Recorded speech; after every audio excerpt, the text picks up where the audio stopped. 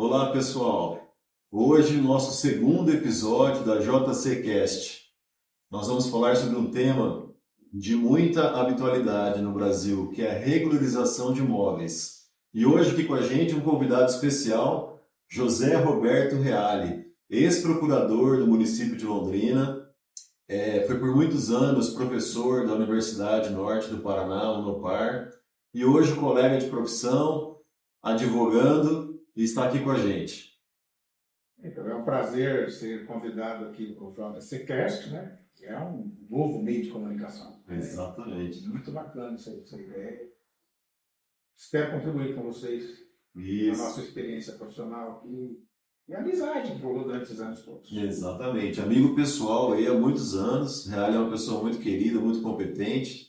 E vamos falar um pouquinho aí com vocês sobre a regularização de imóveis no Brasil. É uma situação, essa regularização de imóveis, que muita gente acaba tendo problemas, né? Exatamente. E a hora que chega para regularizar, falta documento, falta isso, falta aquilo, sem falar dos chamados contratos de gaveta, que dá muita dor de cabeça. Exatamente. Muita gente acaba postergando e relegando essa regularização, né? Tem gente que nem sabe exatamente o que tem que fazer. A hora que vai vender um bem ou transferir o bem, aí que vai saber através de alguma nota de exigência, como se o cartório pede, um banco, aí que vai saber a problemática que ele está, né? Exatamente. E aí é muita documentação, e eles exigem essa documentação atualizada. Exato. Porque não pode ter uma certidão de casamento de 1930 e achar que vale. Exato. Inclusive hoje, tem cartório que não aceita mais certidão com mais de 90 dias de emissão. Exatamente. Então eles estão cada vez mais, vamos dizer, burocratizando essa questão de imóveis. Isso tem um custo, né? Para a Exato. pessoa, porque além de tudo isso, você precisa ter as certidões em dia, tanto do município quanto do Estado da União, porque Perfeito. pode haver penhora. E hoje mudou a lei, você sabe, trabalha até mais que eu com esse tipo de assunto. Hoje você pode fazer penhora sem processo judicial. Pois é. Entendeu? Pois Mudou é. coisa. Exatamente. E o cidadão não sabe. Exatamente. A hora que ele vai tirar uma certidão, uma matrícula atualizada, ele vai ver que tem a penhora. Exato, que a penhora está averbada lá. E é exatamente esse um tema que nós vamos começar agora. Vamos explicar um pouquinho para os ouvintes a diferença, Reale, entre averbação e registro, né? O pessoal confunde muito. O que é averbação e o que é o registro, né, realmente do imóvel? É uma diferença assim, básica, mas que muita gente confunde. A averbação, hoje, nada mais é do que você incluir na matrícula de um bem que já está registrado. Então, Por exemplo, já que você falou isso, né? Aham. Estado civil, Exato. casamento, divórcio. Exatamente. Isso chama Perfeito. averbação. Exatamente. Inclusive, eu estava lendo uma matéria recente, ontem, que existem cartórios já no Brasil que já estão aceitando a averbação de união estável na matrícula do bem, Exatamente. até para evitar a discussão futura E depois. sobre isso, recentemente o STJ decidiu, o que é o STJ? Superior Tribunal de Justiça, Exato. decidiu que a união estável, os bens da união estável, se você fizer uma escritura pública, ela só pode ser registrada a partir daquele registro. Ah, mas eu morei há 15 anos com a pessoa. Não. Perdeu. O que vale é a partir do registro. Aham. Então aí a importância do registro. Exatamente. Até para garantir esses direitos depois, né? Numa eventual separação ou morte de um dos companheiros, né? Funciona exatamente a mesma coisa do casamento, né? Isso dá muito problema no judiciário, muito problema para as famílias, porque morava junto, aí aparece filho, aparece parentes, aparece uma série de coisas que não estava, pode concorrer com outros parentes. Exatamente, bem lembrado, bem observado. E é interessante porque não entra só nessa questão de sucessão. Por quê? Por exemplo, se você deixar de averbar um casamento na matrícula do bem, e amanhã você precisar refinanciar esse imóvel ou vender para terceiros, e esse terceiro precisar de um financiamento para comprar esse imóvel, o banco não vai aceitar porque não consta o seu casamento averbado. Por quê? O banco vai olhar no seu registro civil e vai ver que você é casado. Quando ele perceber que não há averbação desse casamento na matrícula, ele declina, ele não aceita, volta essa exigência do cartório para que você faça essa averbação. Então, é importantíssimo, como você falou, que todos os atos da esfera civil sejam averbados. Então, essa seria a grande questão da averbação, que é o quê? Incluir situações da vida civil no registro de imóveis, né? E já que você falou em registro de imóveis, olha a situação. Tem até um ditado muito popular. Quem não registra não é dono. Perfeito, perfeito. Por quê? Porque o registro é que confere aquela personalidade jurídica para o proprietário. É a oficialização da transferência do bem. O bem pertence, de fato, a fulano, Beltrano. Pois é. Você comentou do contrato de gaveta. Às vezes acontece isso também com a escritura. Por quê? Vou explicar um pouco para o ouvinte, né? Um contrato de compra e venda de um imóvel. O contrato é uma predisposição entre as partes de haver aquele negócio. Depois que aquilo se oficializa, vai para uma escritura pública de compra e venda feita no tabelionato de notas. E muita gente faz o quê? Guarda essa escritura na gaveta como também se fosse um contrato de gaveta, achando que não vai precisar registrar, ou muitas vezes ela coloca a culpa no imposto que ela tem que pagar, porque só depois que pagar o imposto de transmissão de bens imóveis, que é o ITBI, que é pago junto à prefeitura, que ela pode fazer esse registro no cartório de imóveis. Então, muitas vezes ela se aperta, não consegue fazer o pagamento desse imposto, consequentemente a escritura fica engavetada, só que aquele imóvel continua sendo do vendedor, sim, e não dela que comprou. Exatamente. E aí o que acontece? Você sabe tanto quanto eu, Real, das penhoras que você comentou há pouco tempo. Então, assim, esse imóvel está lá no nome da Maria, mas quem comprou foi o João. Só que o João só escriturou e não registrou. Amanhã, se a Maria sofrer qualquer tipo de bloqueio e que chegar neste imóvel, vai afetar também o João. Claro que existe um instituto chamado embargo de terceiro, que ele vai poder aí discutir e provar na justiça que ele é um terceiro de boa-fé e comprou esse imóvel. Mas para que tanta dor de cabeça? E pode ser que o Ministério às vezes não aceite também, porque não é uma coisa garantida 100%. Exatamente. Mesmo tendo desembargo, é possível o juiz falar não. Você deveria ter registrado. Pois é. Oportuno. Pois é. Porque quem não registra não é dono. Exatamente. Sobre isso, vou até dar um adendo aqui. Nós aqui estamos na gleba palhando, com vários prédios. E enquanto estava lá, procurador atuando, teve um prédio nessa rua aqui próximo, que foi penhorado, porque estava em nome da construtora, o município foi lá e penhorou. O construtor tentou se defender e tal, mas não tinha feito a averbação. Ela tinha vendido para os proprietários e não regularizou. Pois é. Aí teve uma confusão danada até acertar. Entendi. Matrículas individuais. Exatamente. Eu ia falar isso aqui. Estava a matrícula inteira. Exato. Tinha matrícula mãe. Exato. Mas eles não tinham individualizado as matrículas para cada apartamento. Consequentemente, a hora que piorou a matrícula mãe, afetou o prédio inteiro.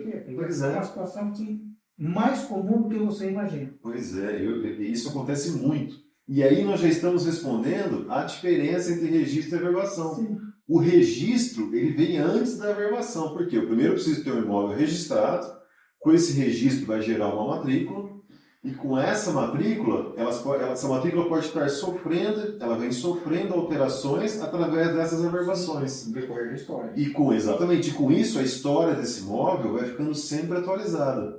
E o interessante, a gente falar também para os ouvintes, essa matrícula, nunca nada daquilo que constou de averbação, nunca é deixado de lado. A matrícula vai simplesmente aumentando. Então, por exemplo, averbou o casamento e amanhã esse pessoal separou, vai deixar o casamento e vai averbar o divórcio. E assim, consequentemente, nenhuma informação some dessa matrícula, ela só é somada. É tipo a nossa história de vida. Nada a gente tira da vida. Perfeito. Porque ali é a história do imóvel. Exatamente. Ele nasceu quando? Quando desmembrou da matrícula mãe, individualizou, era uma gleba, né? Era uma gleba palhando, por exemplo. Exatamente. E vários imóveis, vários apartamentos, várias casas. E aí agora é individualizar, tem a Exato. sua história. É a história do imóvel e também dos proprietários que forem passando como donos desse bem. Perfeita colocação, é isso mesmo. O Reale, você que trabalhou bastante na área de família, o que você vê assim mais de problemas, né, que as pessoas podem estar passando com relação a imóveis e o divórcio, a sucessão? Você pode falar um O pouco? maior problema realmente é a questão do registro. Tá? Ontem mesmo no escritório a gente atendeu um caso semelhante. Estava dando esse problema. As pessoas fizeram uma doação de imóveis, marido e mulher, se divorciaram, mas morreram os dois. Eu tinha filho para um lado de lá, filho para o lado de cá. Está dando maior confusão agora para regularizar. Hoje eles querem, sabem que era vontade dos pais, mas é necessário você provar isso, juntar a declaração de vontade. Isso. Então, por isso, dá muita confusão essa questão, né? Como da questão de união estável, que às vezes a pessoa morre e não registra. Exato. Você tem filho de outro casamento, aí vem filho do primeiro casamento, filho do segundo casamento. Todo mundo questionando a sua parte, entendeu? E isso gera muita complicação e gera custos. Porque primeiro você tem que regularizar a primeira parte, gera o ITBI ou ITCMD. Exatamente. E depois regularizar de novo e assim sucessivamente, né? Mas se você não regulariza, fica muito caro. Isso. Aí, ao pessoal, o ITBI, aquele que a gente comentou agora há pouco, que é o Imposto de Transmissão de Bens Imóveis, ou o ITCMD, que é o Imposto de Transmissão sobre Causa-Mortes ou Doação. Então, tudo isso é um custo extra, além do que o Reale falou agora, existe um processo para que tudo isso seja declarado pelo juiz para daí ter validade. Então, veja, além do custo, a demora, o tempo, porque todo mundo sabe que a justiça, além de muito cara, é muito morosa. Eu atendi um caso recente no escritório que está dando complicação com relação a imóveis. Um cidadão morreu lá em Minas Gerais há muitos anos e tinha um imóvel. E tinha parentes aqui no Paraná. E ele morreu o pai, morreu a mãe, morreu o avô, e ele falou assim, eu devo ter tios, devo ter primos. O juiz, ele não tem como provar Pois isso. é. E o processo está parado lá numa comarca, porque ele não tem como provar, não tem nada. Sabe que tem um imóvel. Mas como que ele pode provar se não tem penhora, se não tem isso, não tem aquilo, se vendeu, porque não tem história do imóvel. O imóvel não estava registrado. Tá vendo? Só tinha o contrato. Tá vendo? Não tem a vida do imóvel. A verbação estava na gaveta. Pois é. Não era contrato de gaveta, mas era quase que fosse. Pois é como se fosse inexistente, né, a vida, é um fantasma, é um imóvel fantasma, né? E eu tive um problema familiar disso daí, com um inventário de um tio meu, que eu fui feito. Olha a situação. Você falou que precisa averbar as coisas. O meu avô, ele comprou um terreno no centro de Londrina em 1941, da Companhia de Terra Norte do Paraná. Era pioneiro de Londrina, assim como seu pai também era. E aí chegaram aqui nos anos 30 e 40. E ele comprou esse imóvel e registrou até, né? Mas, tipo, nunca foi registrada a morte dele. A minha avó estava com o nome errado, nunca ninguém falou nada. É um pepino. O certidão de nascimento dos tios, todas erradas, ninguém falava nada. Então a minha avó, por exemplo, minha avó era Braulina, o nome dela tinha que ser Braulina Garcia, do Prado Garcia. Colocaram Garcia do Prado, veio como Brandina, que nem a mulher da novela, Brandina. De Braulina para Brandina. E eu tive que achar o cartório onde ela nasceu, em 1930, em Timburi, São Paulo. Aí você teve que pedir. E hoje, graças a Deus, você faz online. Exatamente. Mudou a lei de registro público, então eu consegui fazer uma petição online, alterando, provando que a minha avó era Braulina e não Brandina, porque eu tinha certidão de nascimento dela e era o mesmo cartório. Olha só, dá para ver que foi um erro realmente material, material. Aí tive que alterar tudo isso primeiro para fazer o inventário dos meus avós. O meu tio, ele não... ele pegou lá o formal de partilha e não registrou. Eu tive que fazer o inventário dos meus avós, DCMD dos meus avós, para depois chegar... fazer o dele que ele faleceu. No meio desse tempo, faleceu a minha mãe. Eu virei por tabela herdeiro. Olha a situação que acontece. Olha o emaranhado que virou. Levou quase 2 anos para isso.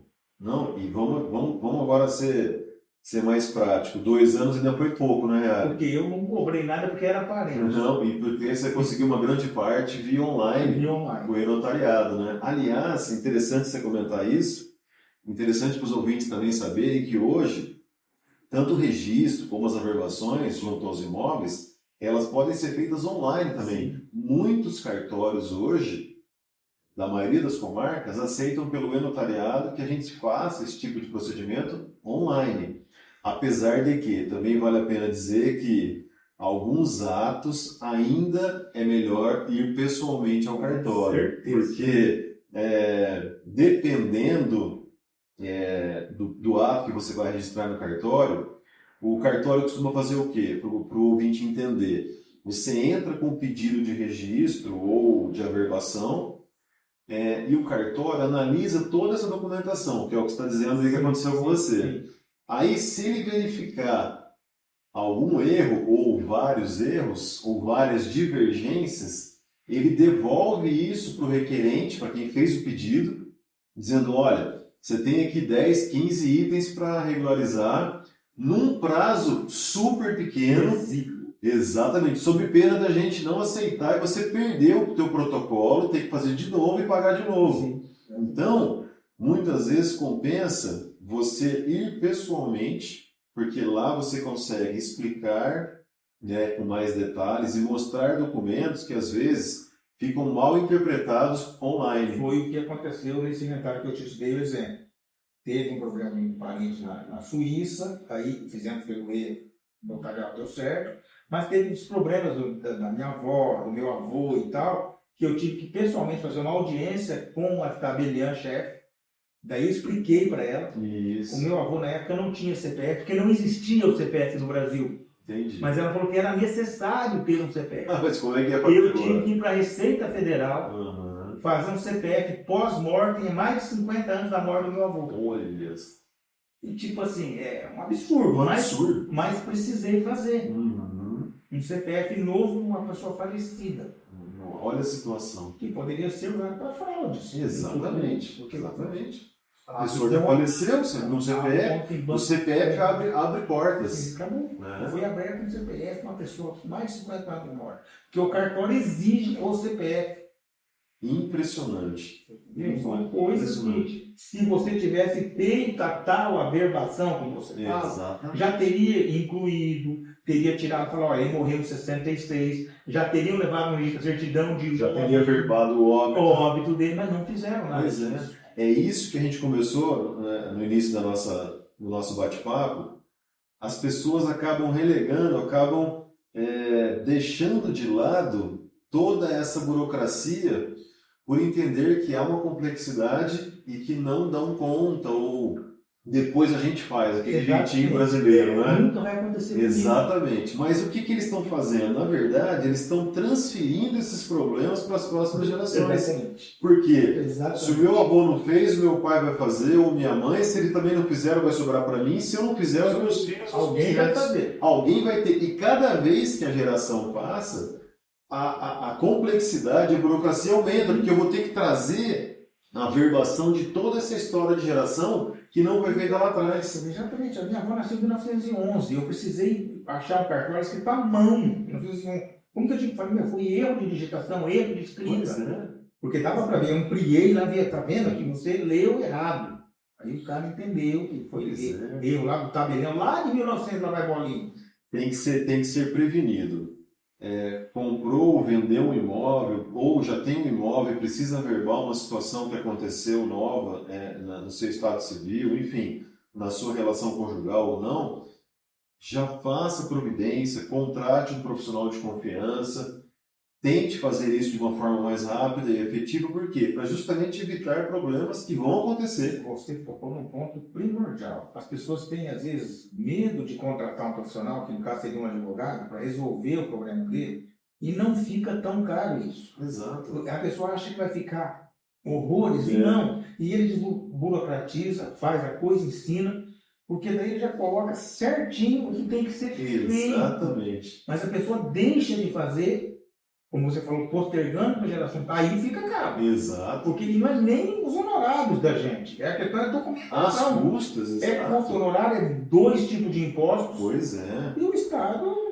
E você tocou num assunto importante, porque existe realmente essa visão de que se eu contratar um profissional para fazer, vai ficar muito caro, mas na verdade esse profissional ele vai dar condições de simplificar esse processo e além disso torná-lo mais ágil, porque muitas vezes a pessoa que não tem esse conhecimento, né, e não tem essa prática, ela pode inclusive, vamos dizer assim, sofrer um pouco mais na mão até dos cartórios, ou até na busca dessa documentação, que para ela é um mundo à parte, e para ela, você é advogado, você conseguiu buscar as informações de um modo mais rápido e efetivo. E eu ainda levei sorte, porque eu tenho uma parente que morava naquela cidade, que eu nem conheço, uma prima, que eu não conheço pessoalmente. No fim, você acabou fazendo contato. Tive contato via WhatsApp, ela conversou comigo, ela foi ao cartório comigo, no meu lugar, mandei procuração para ela, fez. Mas porque ela morava naquela cidade. Pois é. Quer dizer, foi sorte. Mas golpe de sorte. Mas você tinha conhecimento de fazer procuração, sim. né? Aí você manda para uma pessoa que não tem. Exato. Não sabe Fica emperrado. O que é procuração? O que é averbação? O que é registro? Perfeito. Acontece. E acontece muito. Sim, as pessoas acham que... Né? Perfeito. E agora com a gente aqui, a Maria Eduarda, que foi o nosso primeiro bate-papo, no primeiro episódio do JCCast, onde falamos sobre recuperação de créditos. Tudo bem, Maria? Tudo bem, boa tarde. Maria. Tudo bem. Obrigada pelo convite. Nós que agradecemos a sua presença novamente. É um encontro de gerações, né? Porque, veja bem, geracional. Eu sou um pouco mais velho que o Júlio, você é mais nova, né? E ele é mais novo, outros são mais novos. Então, tipo, a mesma geração, várias gerações falando sobre o direito. Né? Falando sobre o direito. Falando sobre o direito de imóvel, propriedade, isso é muito interessante. E são coisas que realmente passam de geração em geração. Nós falamos aqui agora. Exato, não tem como. A geração da Maria, a geração dos filhos da Maria, dos netos da Maria, dos nossos, vão sempre estar precisando das leis, dos procedimentos, enfim. Por isso que a gente estava falando, Maria, da necessidade de você sempre manter os seus imóveis de forma regularizada, com registros, averbações, seja para qual finalidade for, compra e venda, financiamento bancário, sucessão, planejamento patrimonial, são tantas as hipóteses, são tantas as situações que necessitam dos imóveis regularizados, e infelizmente no Brasil, estávamos aqui falando que é uma visão de muita... vamos empurrar com a barriga, vamos relegar isso, de uma hora a gente resolve. Só que esse problema só aumenta, né, com o passar do tempo. Acho que as pessoas ficam com medo por conta da burocracia, né? Que a gente fala de burocracia, as pessoas tendem a fugir, a não querer, mas muitas vezes um imóvel que era para ser um investimento, que era para ser algo rentável, às vezes acaba sendo dispendioso justamente porque as pessoas vão deixando. E, igual você falou, reflete muito na questão do planejamento desse patrimônio, né? Da gente conseguir fazer com que a pessoa tenha um patrimônio rentável, que ela não fique enrolada, digamos assim, né? E é importante a gente ter um profissional de confiança também. Eu vi ali nos bastidores, as pessoas que talvez não tenham conhecimento técnico assustem, né? Talvez, com tantos procedimentos, mas um profissional aliado, ele sempre é essencial. Perfeito, tem sempre que buscar esses profissionais. Na verdade, hoje seria até um investimento, mas deve colocar isso na conta, não só o corretor, mas também o advogado, para te auxiliar nessa papelada, nessa documentação. Você não vai ter dor de cabeça, vai te dar o registro pronto. Ali, perfeita a sua colocação. Sua colocação foi sensacional. Você sabe que eu atuo muitos anos na área de contratos, né? E a gente até brinca até hoje, né? Que o seu contrato nunca é igual ao contrato do seu vizinho. Exatamente. E hoje acontece muito, ainda mais agora com a era da internet, do Google, de você ir lá e pegar um modelo de contrato de compra e venda, um modelo de contrato de doação, ChatGPT e tá lá. Mas muitas vezes, o que acontece? Acaba esquecendo a particularidade e a especificidade do seu caso. Sim. Cada caso tem uma particularidade, né, bem específica. que também as pessoas tinham que ter a cultura Sim. de entender que o profissional da advocacia, do direito, é muito importante também. Né? Então, é você trazer para o mesmo contexto a proteção Jurídica e a outra comercial, negocial da corretagem, entende? E aí, com isso, o profissional vai um pouco mais longe ainda do jurídico. Por quê?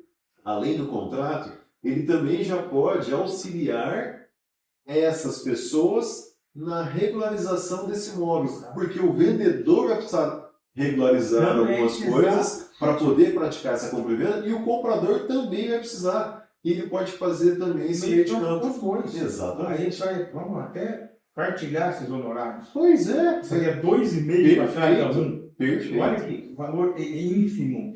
Perto de toda essa negociação, né? Aí você vai ter um imóvel tranquilo, regularizado, sem dor de cabeça. Exatamente. Porque o advogado ele sabe mexer com essa papelada, sabe com esses termos complexos, o que para o povo é difícil, para a gente é o nosso métier, é o nosso dia a dia. Cada um na sua área, né, Maria? Eu não sei fazer uma cirurgia, meu filho já sabe. Exatamente. Entendeu? Cada um na sua área. Aí, o que eu vou fazer? É inserir essa cultura da advocacia preventiva, né? Que a gente não tem. Exatamente. A gente sempre fala muito aqui no escritório, as pessoas deixam o fogo tomar conta da situação e aí chamam o advogado para apagar o fogo. Mas, na verdade, o advogado ele tem de vir antes. O advogado ele tem que não deixar pegar fogo. É aquilo que você sempre fala, sempre acompanha suas postagens no LinkedIn, no Instagram, né? E você sempre fala isso, a questão da holding familiar, a questão de fazer o planejamento sucessório antes. Exato, deixar a casa organizada. E antes de ser sucessório, também existe o planejamento para o casamento, que também deveria entrar no advogado, já que está falando de direito de família. Como vai ser esse regime de bem? Exatamente. Né? Desde lá no suposto namoro, você viu lá o caso do Henrique do Palmeiras? O jogador que já está planejando lá um contrato de namoro para os imóveis dele, ou que ganhar os contratos, não ter acesso a namorada. Eu vi, inclusive, que você postou esses dias também no LinkedIn e no Instagram o contrato de namoro. Sim. Que hoje... Claro, naquela postagem que aconteceu, uma namorada fez um financiamento em nome do namorado e estava sendo penado os imóveis da pessoa. E o juiz conseguiu bloquear, porque não tinha relação. Sim. Era só um simples namoro. Sim. Mas se você não faz um contrato... Pois é. E hoje você tem vários regimes de bens, né? O usual seria o regime com união parcial de bens, a partir do casamento. Exatamente. Mas você pode ter outros regimes. Sim. E aí precisa de um advogado até para auxiliar o que entra, o que não entra. Isso. E tudo isso ligado ao tema de hoje, que é a regularização de imóveis. Né? Eu quero aqui, em nome da JCCast, agradecer a presença do ilustre ex-procurador e colega advogado, e colega também, amigo pessoal, José Roberto Reale. Quero agradecer também a Maria Eduarda, que sempre está com a gente, e certamente também estará no 3º episódio da JCCast. Esperamos você. Até lá!